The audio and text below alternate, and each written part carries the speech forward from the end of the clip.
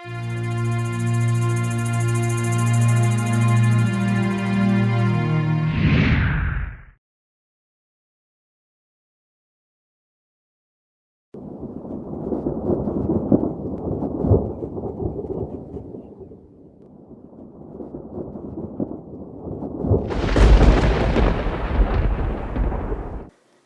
محبت تلخ شیرین شود، از محبت تلخ شیرین شود، و از محبت مسها زرین شود. از محبت دردها صافی شود، و از محبت دردها شافی شود. از محبت خارها گل می شود، و از محبت سرکه ها مل می شود. از محبت سجن گلشن می شود، بی محبت روضه گلخن می شود. از محبت نار نوری می شود، و از محبت دیو حوری می شود. از محبت نیش نوشی می شود، و از محبت شیر موشی می شود. از محبت مرده زنده می شود، و از محبت شاه بنده می شود. این محبت نتیجه دانش است، کی گزافه بر چنین تختی نشست.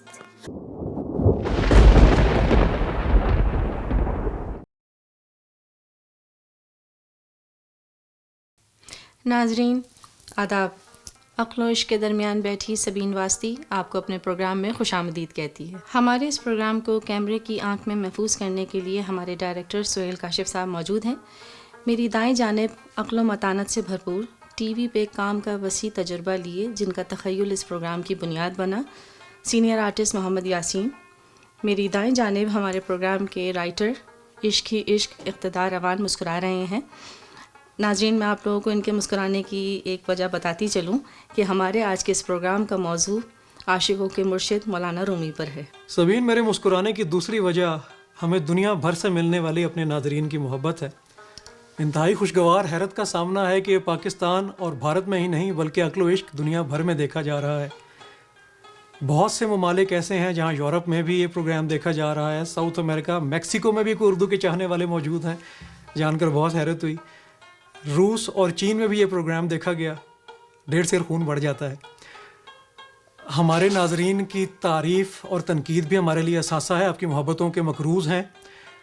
تنقید میں ایک اہم چیز جو سامنے آئی اور ہم یقیناً اس تنقید کرنے والے کو سراہتے ہیں، وہ یہ ہے کہ جن بڑی ہستیوں کا ذکر ہم اس پروگرام میں کر رہے ہیں ان کا احاطہ ایک پروگرام میں ممکن نہیں، اور یہ درست ہے۔ یقیناً رومی، گلزار، قتیل شفائی ایک پروگرام میں نہیں سما سکتے۔ ہمارا مقصد یہ ہے، ہماری کوشش یہ ہے کہ ہم ان کی زندگی کے چند پہلو آپ تک پہنچائیں، چند ایسی چیزیں جو آپ کی دلچسپی کا باعث بنیں۔ کوشش ہے، امید کرتے ہیں آپ کو پسند بھی آئے گی۔ جلال الدین رومی کو تصوف کی دنیا میں مولانا کے نام سے بھی جانا جاتا ہے۔ ان کے تعارف کے لیے میں زحمت دوں گی یاسین صاحب کو۔ جناب، رومی کا سرسری احوال بیان کیجیے۔ سبین، پہلے تو بہت شکریہ میرا اتنا خوبصورت تعارف کرانے پر، اور دوسرا احسان تم نے مجھ پر یہ کیا، یہ کہہ کر کہ رومی کا سرسری سے جائزہ، سرسری سے تعارف کرایا جائے۔ یقیناً تم نے میری مشکل بہت آسان کر دی، کیونکہ مولانا رومی کو تو دریا کہتے ہیں لوگ، اور دریا کو کوزے میں بند کرنا ممکن نہیں۔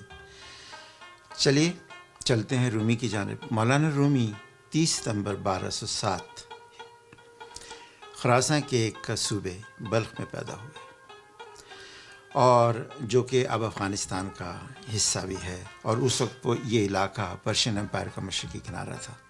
ان کے والد بہاؤالدین ولد کا شمار بھی بڑے عالموں میں ہوتا ہے، اور وہ رومی ان سے بڑے عالم تھے، لیکن ان کے والد ان کی پیدائش کے وقت بہت بڑے عالم تھے. اور پھر دوسری بات یہ کہ بہاؤالدین جو کہ مولانا رومی کے والد تھے، ان کی شاہی دربار تک نہ صرف رسائی تھی بلکہ بڑا اثر و رسوخ تھا. اس کی وجہ یہ تھی کہ ان کی والدہ جو تھیں وہ خراسان کے بادشاہ کی بیٹی تھی. بلخ کا حاکم ان کے خاندانی اثر و رسوخ اور ان کے والد کے عالم فاضل ہونے اور سے بہت خوفزدہ تھا اور ان کی مقبولیت سے بہت خوفزدہ تھا. تو سبین ہوا کیا کہ بلخ کے حاکم کے خوف کو دور کرنے کے لیے یہ پورا خاندان یہاں سے شفٹ ہوا اور سب سے پہلے یہ نیشا پور گئے اور نیشا پور جانے کے بعد وہاں سے ہوتے ہوئے یہ کونیا چلے گئے جو کہ اب ترکی کا حصہ ہے. ویسے بھی جو اتنے بڑے عالم ہوتے ہیں ان کا حکومتوں سے کیا لینا دینا. یہ وہ زمانہ تھا سبین جب کہ ناظرین کو بھی میں بتاتا چلوں کہ اس دور میں چنگیز خان ان علاقوں پر حملہ آور ہو رہا تھا. اور یہاں پر یہ کہنا بالکل غلط نہیں ہوگا کہ ان کا تعلق جو تھا مولانا رومی کا اس دور میں میرا مطلب یہ ہے کہ میں جب وہ شاعر بن گئے، جب وہ صوفی بن گئے، جب تصوف کی دنیا میں انہوں نے نام پیدا کر لیا، ان کا تعلق ریلیجس ایرسٹوکریسی سے تھا. اور یہ بات بھی درست ہے کہ بطور عالم انہوں نے اپنے والد سے بہت بڑا نام کمایا. جی، آپ کے اس خوبصورت جواب میں یہ اضافہ کرتا چلوں، ریلیجس ایرسٹوکریسی کے ساتھ ساتھ وہ سوشل ایرسٹوکریسی کا حصہ بھی تھے. ایسے تھے کہ جو رومی کے والد تھے ان کی والدہ دراصل شاہی خراسان کی بیٹی تھیں. خراسان بہت بڑا ملک تھا جس میں اب مشرق وسطیٰ کے بہت سارے ممالک آتے ہیں. ایران اسی میں ہے، افغانستان اسی کا حصہ ہے، کچھ حصے ترکی کے بھی آتے تھے. بہت زرخیز سرزمین ہے. جیسے گزشتہ پروگرام میں بنگال کا ذکر ہوا کہ اس نے رابندر ناتھ ٹیگور اور ایسے بہت بڑے بڑے نام پیدا کیے. ایسے ہی خراسان کی سرزمین صوفیہ کی سرزمین ہے. وہاں سے جہاں پہ ترمز، سمرقند، بخارا، کونیا سب کچھ شامل ہو، کیسے کیسے نام آئے ہوں گے. خدا کی عنایت تو رومی پر بچپن ہی سے تھی. جب یہ خاندان نیشا پور میں قیام پذیر تھا تو اس زمانے میں وہاں پر حضرت فرید الدین عطار ایک بہت مشہور شاعر اور استاد وہ رہا کرتے تھے. ان کی شہرت سے متاثر ہو کر رومی کے والد ان سے ملنے گئے اور کم عمر رومی بھی ان کے ساتھ گئے. جیسے ہی حضرت فرید الدین عطار نے رومی کو دیکھا تو انہوں نے انہیں گریٹ اسپرٹ کا نام دیا، یعنی عظیم روح کہا.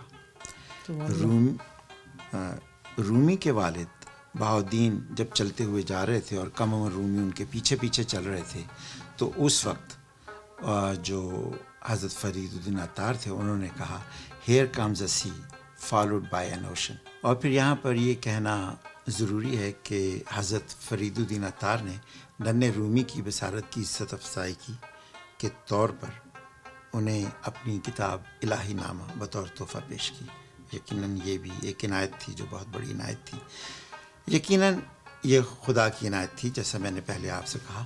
اور پھر بعد میں رومی کے اپنے الفاظ میں کہ وہ تو ایک کتابی عالم تھے. اور یہاں پر میں ایک شعر ایڈ کرنا چاہوں گا کہ از نگاہ عشق خارا شک شود عشق حق آخر سراپا حق شود. یعنی عشق کی نگاہ پتھر کو توڑ دیتی ہے اور اللہ تعالیٰ کا عشق انسان کو بندہ بنا دیتا ہے. رومی کو عشق یعنی خدا کی جستجو اور ولولہ دینے والے حضرت شمس تبریزی تھے. شمس اور رومی کیسے ملے اور شمس نے رومی کو یہ درس کیسے دیا؟ شاہ شمس تبریزی ایک عرصے سے اس بات سے پریشان تھے کہ ان کی خدا تک کی تلاش کیسے مکمل ہوگی، ان کے اسرار کو الفاظ کون دے گا. تو ایک رات انہیں خواب آیا کہ ان کی خدا تک کی تلاش تب تک مکمل نہیں ہوگی جب تک انہیں اپنا روحانی رفیق نہ مل جائے. شاہ شمس نے صحرا نوردی کی، شہروں سے شہروں گئے، دمشق، شام، ایران، ہر جگہ بھٹکے. آخر وہ تلاش ترکی، اس وقت اناطولیہ تھا، وہاں پہنچ کر کونیا پہنچ کر رومی کی شکل میں تب مکمل ہوئی جب شاہ شمس تبریزی خود 60 برس کے اور رومی 37 برس کے تھے. صاحب عطا فرمائیے، ناظرین کو ان واقعات سے کیوں محروم رکھا جائے؟ جب شاہ شمس کو اس بات کا یقین ہو گیا کہ رومی ہی ان کے روحانی رفیق ہیں. رومی اس وقت تک خراسان کے بڑے علماء میں اور بڑے روسا میں شمار ہوتے تھے.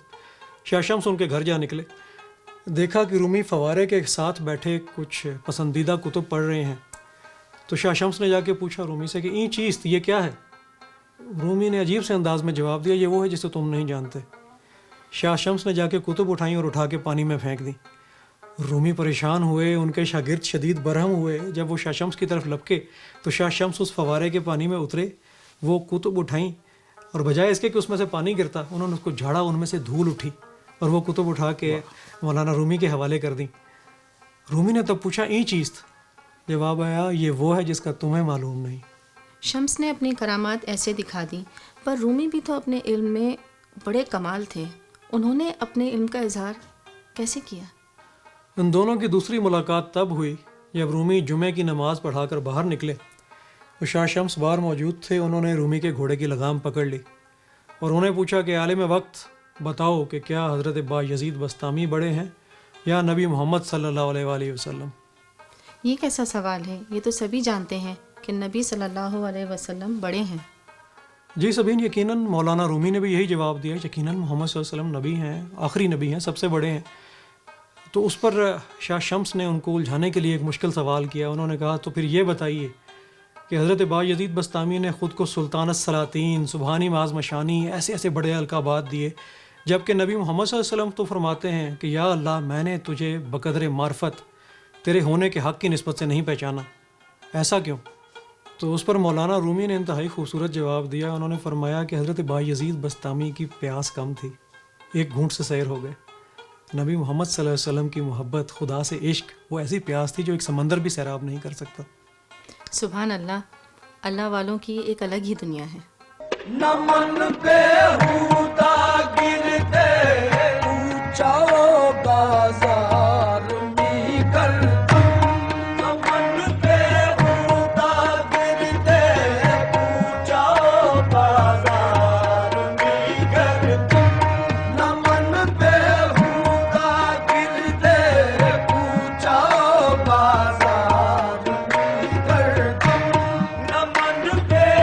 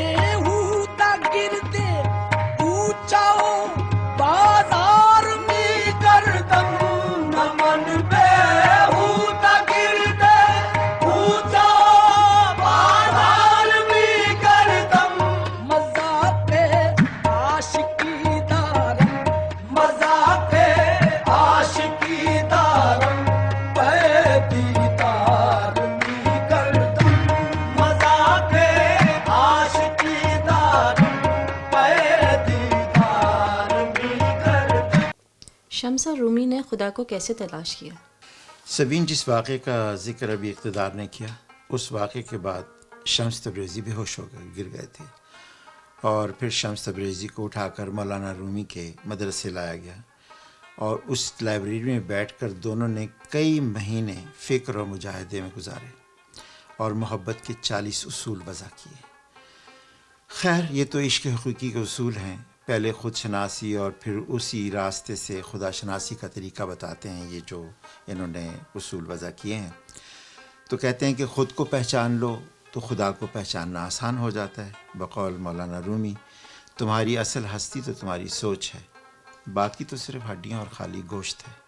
شمس کے بعد رومی نے بے شمار کتب لکھی, کچھ ان کی تصانیف کے بارے میں بتائیے. ان کا دیوان کبیر جو 40,000 اشعار پر مشتمل ہے, جس میں 22 شعری مجموعے شامل ہیں, بشمول دیوان شمس تبریزی جو کہ عربی, ترکی, یونانی بے شمار زبانوں میں ان کے ترجمے ہوئے. تصوف پر ایک کتاب فی مافیا, مجالس سما اور مکتوبات, یہ وہ کتابیں ہیں سبین کہ جو ان کے نام سے صوفیانہ دور میں ہمیشہ روشن اور تازہ رہیں گی. یہاں پر میں ناظرین کو یہ بتاتا چلوں کہ اسی نسبت سے ایک بہت ہی اعلیٰ کتاب جو ترکی کے ادیبہ الف شفاق نے لکھی ہے, 40 رولز آف لو, اس کا ترجمہ لاہور کی ایک پبلیکیشن ادارہ ہے, جمہوری پبلیکیشن, انہوں نے کیا ہے, اور اس کا اردو جو عنوان ہے وہ ہے 40 چراغ عشق کے. ناظرین, اگر آپ چاہتے ہیں یہ اس کتاب کو خریدنا جو کہ بہت ہی خوبصورت ہے, تو آپ جمہوری پبلیکیشن لاہور سے رابطہ کر سکتے ہیں اور یہ بآسانی دستیاب ہے وہاں پر. اور دوسری ایک بڑی خوش آئند بات, اس کتاب کے بارے میں بتاتا چلوں وہ یہ ہے کہ اسے بکر پرائز بھی ملا ہے. ادب کا سب سے بڑا انعام ہے. ہاں بالکل صحیح کہا اقتدار نے کہ ادب کا سب سے بڑا انعام ہے. اور آخر میں صرف یہی کہنا چاہوں گا کہ اگر آپ اپنے آپ کو خود کو پہچان لیتے ہیں تو خدا کو پہچاننا کوئی مشکل کام نہیں. خود کو کیسے پہچانا جا سکتا ہے؟ رومی تو وحدت الوجود کے قائل ہیں اور ان کے نزدیک خدا کے سوا کسی کی ذات دراصل ہے ہی نہیں. جی سبین، وحدت الوجود کا فلسفہ ماننا یا پہچاننا وہ یہ ہے کہ اپنی نیست اور خدا کی ہستی کا اعتراف کیا جائے.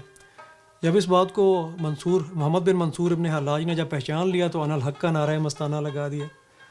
یہ بات بابا بلے شاہ کو بھی پتہ چلی تو انہوں نے بول دیا کہ میں بھی تو ہاں، تم ہی تو ہے، بلا کون نمانا. وارث شاہ کو پتہ چلی تو انہوں نے بھی کہہ دیا کہ رانجھا کر دی نی میں آپ رانجھا ہوئی. اب یہ استعارے ہیں، دراصل تو یہ ہے کہ خدا کی ذات میں اس طرح فنا ہو جانا کہ صرف اسی کے وجود کو ماننا، کچھ اور نظر ہی نہ آنا. اقبال جب یہ بات کرتے ہیں تو وہ کہتے ہیں کہ ڈوب کر عشق میں یہ بھید کھلا، واہ، بقا کا راز فنا میں کہیں ہے پوشیدہ. یہ اسرار بہت کم لوگوں کو معلوم ہوگا کہ یہ شاید بات غالب بھی پہچان گئے تھے. ہم تو صرف شاعر مانتے ہیں، غالب بہت بڑے فلسفی بھی تھے. بالکل. تو غالب بھی بولے کہ ہستی کے فریب میں متا جائیے وسط، عالم تمام حلقہ دام خیال ہے. واہ واہ واہ. مغرب میں اس بات کو اقبال کے ہم اثر تھے فریڈرک نیٹشے، انہوں نے بھی، اور پھر یہاں پاس ساترے نے بھی ایکنالج کیا. بہرحال بات ہو رہی تھی رومی کی، تو واپس آتے ہیں ان کی طرف کہ وہ کس طرح وحدت الوجود کو اپنے الفاظ میں بیان کرتے ہیں. تو کہتے ہیں من تو شدم تو من شدی، من تن شدم تو جاں شدی، تاکس نگوید باد ازیں من دیگرم تو دیگری. رومی جب عشق کا ذکر کر رہے ہوتے ہیں دراصل وہ خدا کا ذکر کر رہے ہوتے ہیں. عشق دائمی ہے اور خدا ہی ہمیشہ ہے. اور رومی کے الفاظ کو نصرت فتح علی خان نے کیا خوب نبھایا ہے کہ شاد باد عشق. شاد باش عشق خوش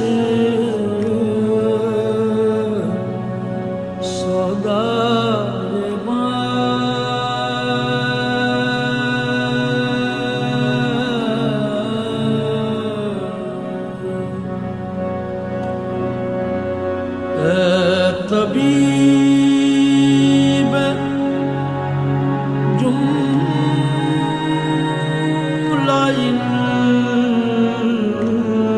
علت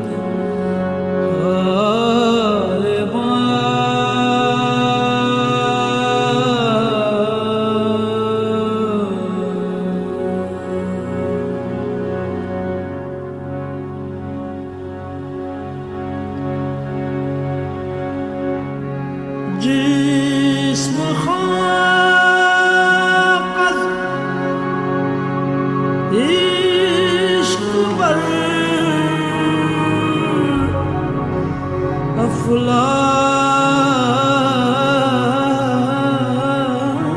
شد.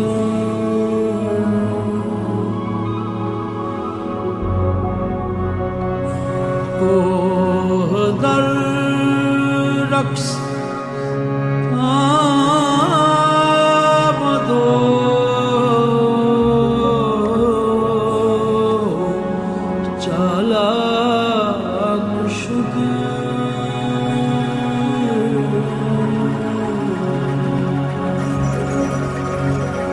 رومی اور شمس تبریزی کے ساتھ کب تک رہا؟ مولانا رومی اور شمس تبریزی کا ساتھ سبین تقریباً 2 سال تک رہا. اس کے بعد 2 مختلف روایتیں ملتی ہیں.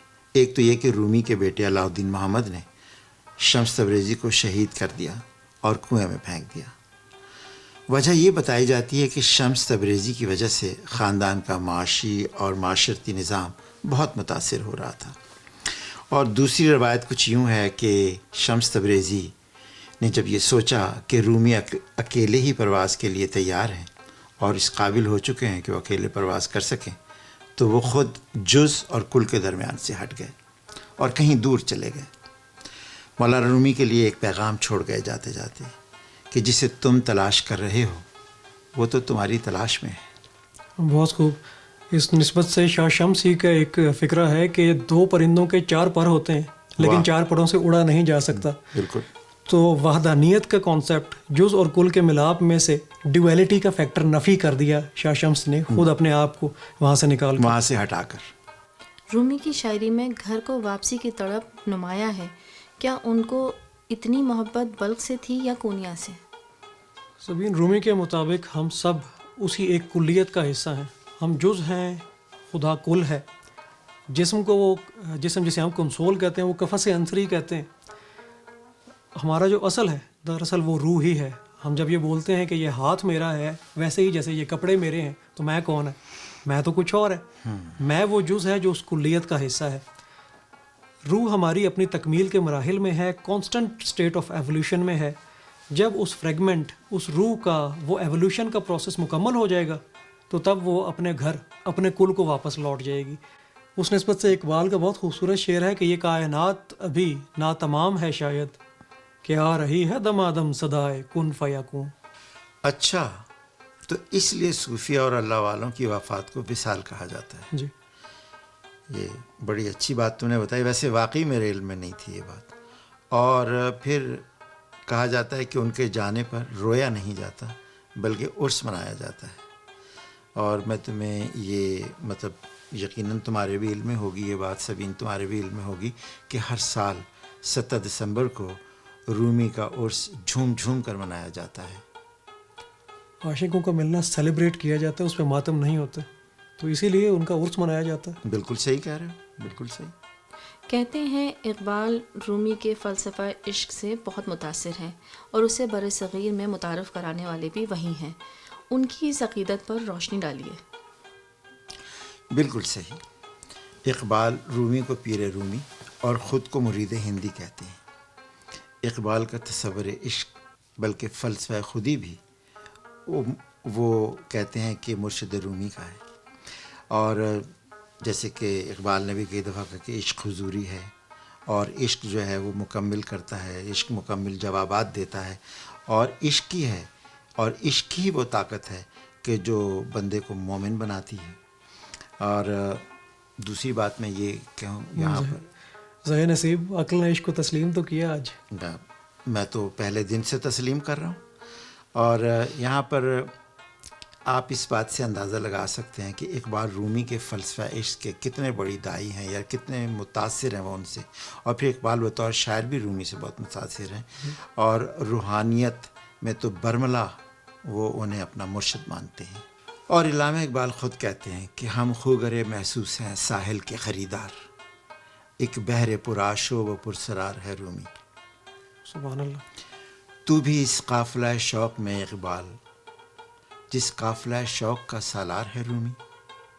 اس عصر کو بھی اس نے دیا ہے کوئی پیغام، کہتے ہیں چراغ راہ حرار ہے رومی. واہ، حریت، آزادی کا راستہ، آزادی پھر واپس اپنے کل کی طرف. اپنے کل کی طرف.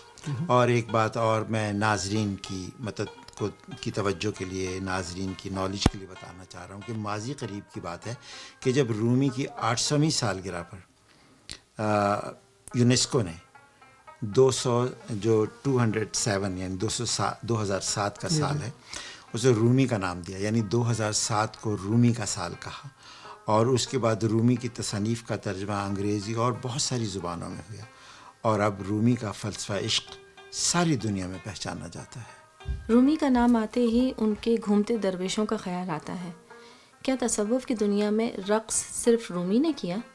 اللہ والوں کے راستے اور ان راستوں کی منزل، اس کے نتیجے حیران کن حد تک مماثلت ہے ان میں. رقص صرف رومی نے نہیں کیا. بلے شاہ بھی ناچے. بلے شاہ نے بولا کنجری بڑھیا میری عزت نہ گھٹ دی، میں کو نچ کے یار منا ون دے. اور یہ یقیناً مختلف اثر ہیں، مختلف زمانے ہیں. خیالات کی مماثلت ملاحظہ ہو کہ سخی شہباز قلندر، لال شہباز قلندر، حضرت عثمان مروندی، وہ فرماتے ہیں کہ بیاں جانا تماشا کن کے در انبو ہے جاں بازاں، واہ، بسط سامان رسوائی سرے بازار میں رقصم. یہ ملامتی صوفی ہیں. عزت جاتی ہے جائے، وہ راضی ہونا چاہیے. بالکل. اب یہ اللہ والوں کی رقص ہے، موسیقی ہے، شاعری ہے، ان سب کا مقصد آخر کار صرف اسی کو راضی کرنا ہے. بے شک. رومی کے رقص میں، ان کے درویشوں کے گھومنے میں سمبلزم بہت ہے. ایک ہاتھ، دایاں ہاتھ اوپر کو، بایاں ہاتھ جو ہے اس کی ہتھیلی نیچے کو ہوتی ہے. اب اور اینٹی کلاک وائز گھومتے ہیں. ایک اپنا جو دایاں ہاتھ ہے وہ کندھے کے اوپر جھکا ہوتا ہے, جیسے بچے کو آپ گود میں لیں نا تو وہ سر پہ کندھے پہ اپنا سر رکھتا ہے محبت میں, فرتے محبت میں. تو ویسے ہی کندھے کی طرف سر جھکا ہوتا ہے, دایاں ہاتھ اوپر ہے اور وہ رب سے لے رہے ہیں, اور خود ایک میڈیم بن گئے ہیں. ان کے ہاتھ سے اس کائنات کی روٹیشن کا, اس مدار کا حصہ بن گئے ہیں, اور اس میں خدا سے وصول کر کے اور کریٹر سے وصول کر کے خلق کو واپس دے رہے ہیں. کائنات کی فطری روٹیشن کیا مطلب؟ اینٹی کلاک وائز موومنٹ جو ہے وہ تو کائنات کی فطری روٹیشن ہے. سیاروں کے مدار جو ہیں وہ بھی اینٹی کلاک وائز ہیں. انسان کے جسم میں جو خون کا چلنا ہے وہ بھی اینٹی کلاک وائز موومنٹ ہے. بالکل. الیکٹرانز کی نیوکلس کے اراؤنڈ جو روٹیشن ہے وہ بھی اینٹی کلاک وائز آتی ہے. آپ کے ہاتھ کی تھیلی ایسے بند ہوتی ہے. خانہ کعبہ کا طواف بالکل وہ بھی اینٹی کلاک وائز ہی ہوتا ہے. تو یہ فطری موومنٹ ہے. اسی فطری موومنٹ میں وہ جذب میں آ جاتے ہیں, کائنات کے ساتھ ان سنک آ جاتے ہیں, ایک ہو جاتے ہیں. اور وہ ایک ہو جانا وہ سمبلزم ہے جو رومی ہمیں بتانا چاہتے ہیں اپنے اس رقص کے ساتھ. ناظرین, مولانا رومی کی زندگی کا احاطہ ایک پروگرام میں پیش کرنا ممکن نہیں, لیکن ہم نے کوشش کی. اپنی آراء سے ہمیں آگاہ کرتے رہیے گا. اللہ حافظ. خیز نو کو وہی رہبت